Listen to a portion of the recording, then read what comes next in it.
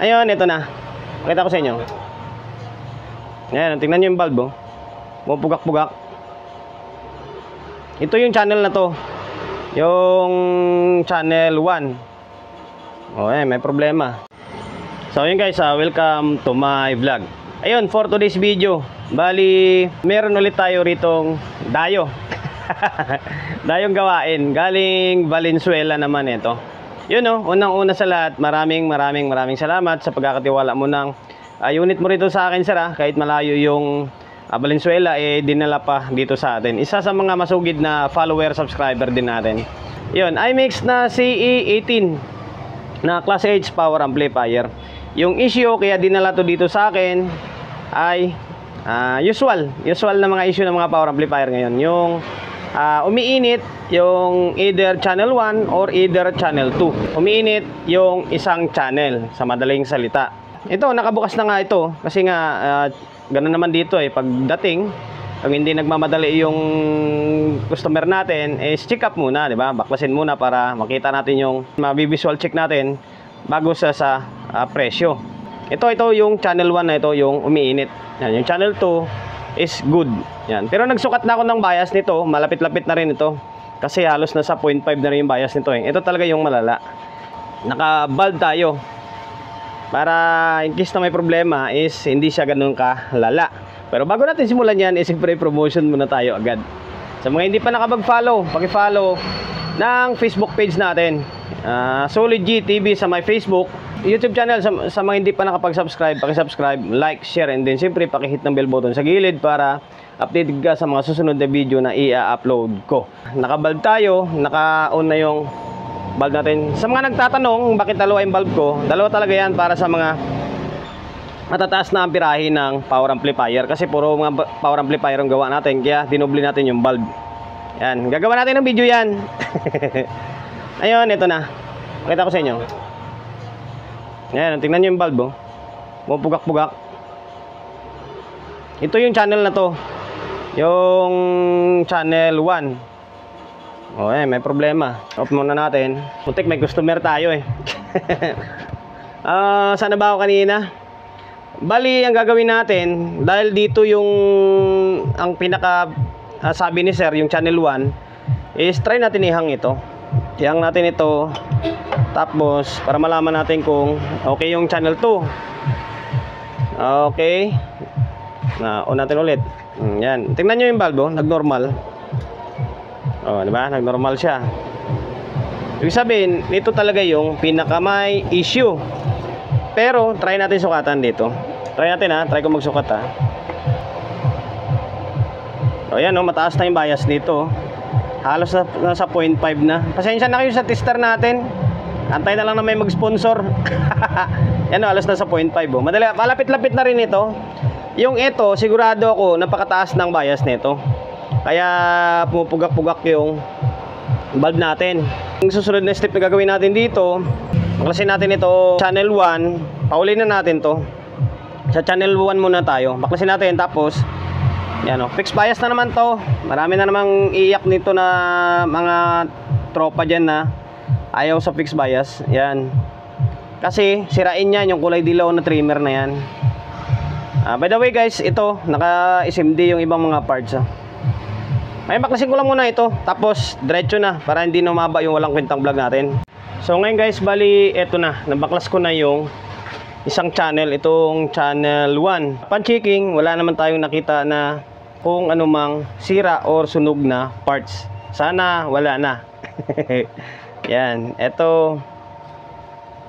Tapos yung value ng trimmer na to is 302. Yan, sana makita sa camera natin. Ayan, 302, 3K. Na common sa mga power amplifier na mga tag CE20, CE18 pataas, kadalasan na nakakabit is 302 or 3K.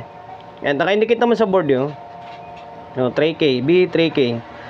Ngayon, babaklasin ko lang muna ito. Tapos magpalit ako ng isang pirasong resistor na lang. Ang ikakabit ko nito, try natin isagad ng 2.7. 2.7 muna agad tayo. Yan, tingnan natin kung ano magiging kalabasan ng biasing niya. So ngayon, baklasin ko lang ito and then magpapalit na ako. Napalitan ko ng trimmer. Ayan, Ito guys, disclaimer, inuulit ko. Kaya ko lang naman ginagawa yung ganitong fixed bias or pagpapalit ng isang resistor lang dahil yung mga kakabit kasi ngayon ng mga ganitong klaseng trimmer or mga nabibili nating trimmer ngayon is hindi na talaga matibay. Yun ang katotohanan. And then may mga nagsasabi na kaya pa daw pihit-pihitin lang. Okay, andun na tayo. Okay, doon na tayo sa pihit-pihit. Kasi dati ginagawa ko rin naman talaga yan. Hindi ko pinapalitan, pinipihit. Kaso lang, ilang buwan lang yan. Linggo, buwan, babalik at babalik yan. Sunod naman. Ginagawa ko rin din na palitan ito. Bumibili ako ng ganito.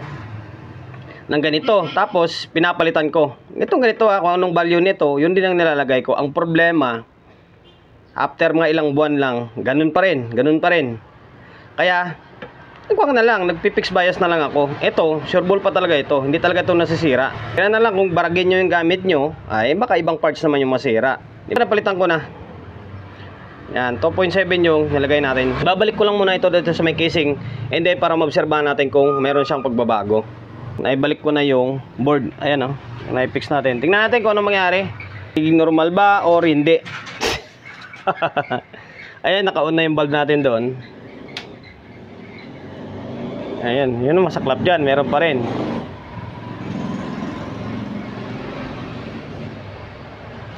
Naka-clip. May nawala naman siya pero mataas. Baka hindi pwede yung 2.7 natin. Mataas. Mainit pa rin. Mataas or bakit ganun? Baka may iba pang problema to. Hindi naman umiilaw yung pula doon. Try natin baklasin muna. Ganun talaga guys, yung pag-calibrate or pagre-repair, kailangan mo talagang mag-trying and error hanggang sa makuha mo yung sira. Ito, nagsubok tayo ng mag-fix. May ilaw pa rin, baka mamaya mataas lang. Kasi nung sinukat ko siya, umabot siya ng 0.6, mataas masyado. Yung try natin, subukan kong babaan yan kung anong mangyari.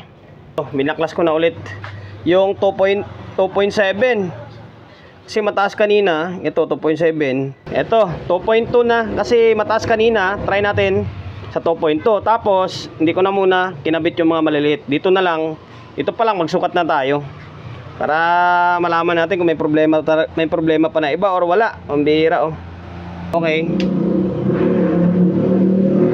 Ayan, bumaba yung ilaw Papansin nyo, bumaba yung ilaw. Ayan 2.2 yan. Wala lang ilaw to kasi nakabaklas yung mga kable. Ayun, try natin magsukat dito. Sensya na kayo guys medyo magalaw yung camera natin dahil one man game tayo. Yung isang kamay natin nasa camera, yung isang kamay natin is nasa test prod. Para-paraan lang para makapag-content tayo. Ito nasa 0.5 Halos nasa 0.5. Halos pareha sila nito kanina. Ito halos nasa 0.5 na to Ngayon, itong isa, ito sa may kabila, kailangan pumantayan sila para masabi mo na walang problema yung pinaka-amplifier stage nya. Yan, 0.5, mataas pa rin. Pero yung 2.7 na nilagay ko, umabot siya ng 0.6, 0.7. Ngayon, nung 2.2, umabot siya ng 0.5. Try natin ibaba. Try kong ibaba ng 2K. Lagyan natin ng 2K. Tingnan natin kung bababa siya. Kailangan yung target ko rito nasa 0.25 or 0.3. Tapos may siguro nasa 0.3 lang. Ngayon tatanggalin ko ulit ito. Papalitan ko ng 2K na value. Pabilisin pa natin lalo. Nagsubok ako ng 2K. Masyadong mababa. Maabot lang siya ng mga 0.25 lang. Kapag 2.2 naman yung ilalagay ko, mataas naman. Halos nasa 0.5 naman. Kahit 100 ohms lang yung pagitan dyan or diferensya, mag-iiba na yung biasing niyan. Kaya ginawa ko, kasi sa 2K mababa siya, nagdagdag ako ng 100 ohms. Medyo awkward man siya tingnan, pero gagawin mo yan kapag nagkakalibrate ka. Value nito is 2.1, 100 ohms saka 2K. Ayun, ipapakita ko sa inyo yung bias niya. Nasa 0.3 lang yan. Yan yung ipapalabas natin na bias. Yung 0.25 pwede rin naman kaso lang medyo nguin natin nun kapag nasa low volume. Kaya angat natin ng konti. Ayun. Ulit. Ayan lakas ng fan. Ngayon, sukat tayo. Eto, pansinin nyo ayan halos nasa 0.3 lang siya diba? Mas okay na bias yan para sa akin. 0.25 okay naman yan mas safe na yung 0.25 kasi hindi nga siya talaga init, kaso lang medyo hindi siya ganun ka-quality yung tunog. Ngayon ang gagawin ko ibabalik muna natin to sa may casing. Balik muna natin sa casing, balik natin yung mga kable, tapos try natin ulit. Ayan pinapakita ko na sa inyo ayan. Balik ko na yung board, ibalik ko na rin yung mga kable na pinambaklas natin. Pala muna natin to. Balik natin to. Ayan, balik na rin natin to, tapos may kumpara natin yung voltahe niya. Yung bias niya. Yung bulb naging normal. Yan, medyo matagal na yung delay niya. Ito yung stock. Stock to, hindi pa napalitan yung trimmer Stock to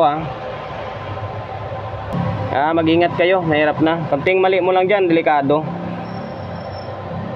Ayan nasa 0.4, malos nasa 0.5 na siya. Ito yung Phoenix natin. Konti lang diferensya nila mababa lang ng konti ito. Para sa akin mas okay ito. Nasa 0.3 to Ngayon, ang gagawin natin, siyempre fix na rin natin to kasi susunod na rin yan, masisira na rin yung trimmer niyan. Ngayon, babaklasin ko lang muna ito. Maklasin ko muna ito, tapos i-fix na natin para ma-test na natin. Matapos yung walang kwentang vlog natin. I-fix ko na para hindi na mababa yung walang kwentang vlog natin. Same pa rin yung procedure or ginamit natin na materialis dun sa may kabila. 2K tapos 100 ohms. Yan yung isa magkaiba lang yung kulay pero same value. Ngayon sukatan natin. Okay, nakabalik na yung lahat ng kable niyan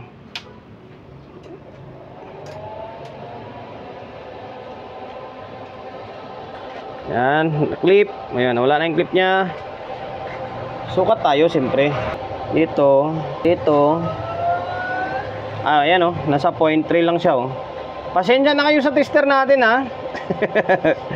wala pa nag-i-sponsor wala pa tayong pambili. Ayan, mas luma, mas masarap gamitin kasi kapag bago takot ka madumihan ito ayan paras na parehas 0.3. Na-fix na natin to. Wala na yan, wala nang init na mangyari dyan. Lalagay tayo ng audio na. Lalagay lang ako ng speaker tapos audio source natin. Ayan, stay tuned ulit kayo. Naglagay na ako ng speaker. Naka stereo mode tayo. Sana ba yun? Ito, dalawa na doon sa may labas yung si Kuya Rudy tsaka si Toto. Sa labas yung soundbox natin or doon banda sa may gilid. Yung nakakabit dyan, yung unang dito sa gilid natin, sa taas saka yung sa pinakababa. Yan, Live Pro and then Atomic. Tapos yung audio source natin is itong isang cellphone natin. Naka 20 na tayo. Yan, naka 20 na hindi na ako nagbabalb. Okay.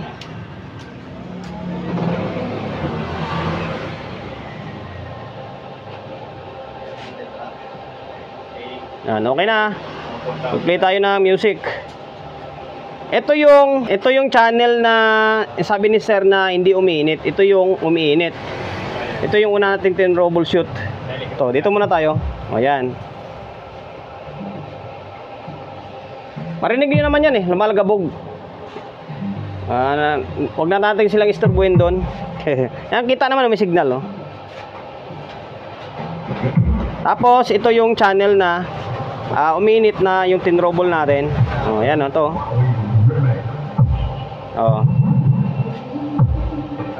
Aux na.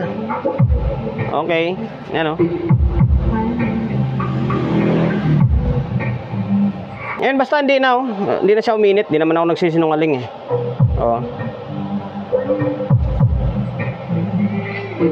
Kasi kapag umiinit yan, magpo-protect yan. Pag nakaramdam ng init yung thermal sensor, iinit siya. Yan, okay na Ayun yung natin, no? Fixed bias natin, no? So, itong isa. Kulang na lang dito is tornilyo. Back to normal na.